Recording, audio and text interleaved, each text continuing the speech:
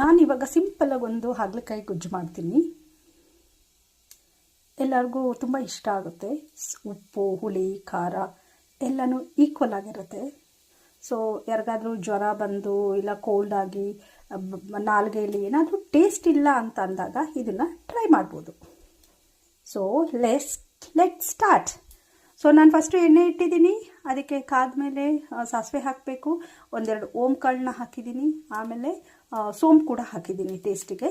ಇದು ಬೇರೆ ಫ್ಲೇವರೇ ಕೊಡುತ್ತೆ ನಮಗೆ. ನಾನಿವತ್ತು ಸ್ವಲ್ಪ ಡಿಫ್ರೆಂಟಾಗಿ ಟ್ರೈ ಮಾಡ್ತಾ ಇದ್ದೀನಿ. ಇದು ಇದ್ಕಿದ ಬೇಳೆ, ಇದ್ಕಿದ ಅವರೆಕಾಳು.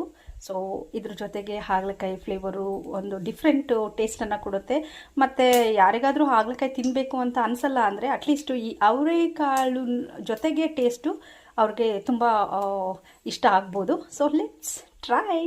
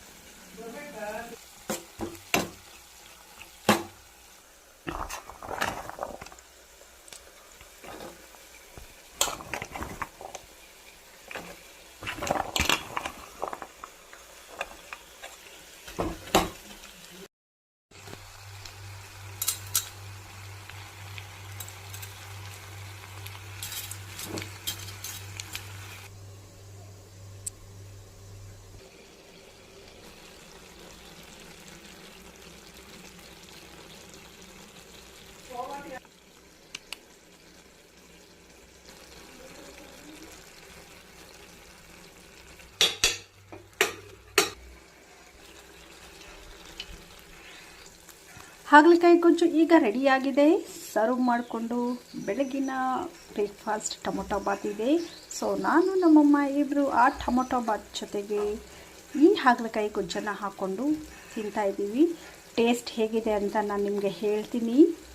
Just wait and watch.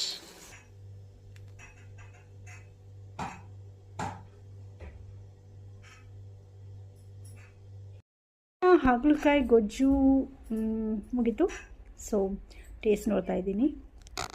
Wait and watch. ಬಾಯಿ ನೀರು ಬರ್ತಾಯಿದೆ. ಆ್ಯಕ್ಚುಲಿ ನನಗೆ ಹಾಗಲಕಾಯಿ ಅಂದರೆ ನಾರ್ಮಲಾಗಿ ತುಂಬ ಜನಕ್ಕೆ ಇಷ್ಟ ಆಗೋದಿಲ್ಲ, ಬಟ್